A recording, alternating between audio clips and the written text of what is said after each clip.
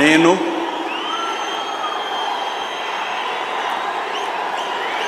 నారా చంద్రబాబు నాయుడు అనే నేను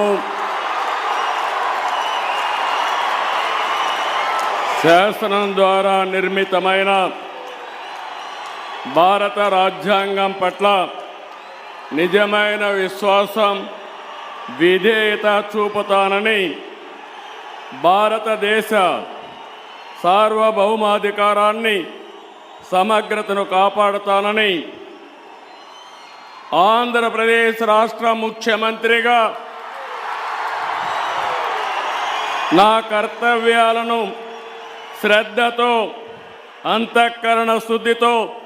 నిర్వహిస్తానని, భయం కానీ, పక్షపాతం కానీ, రాగద్వేషాలు కానీ లేకుండా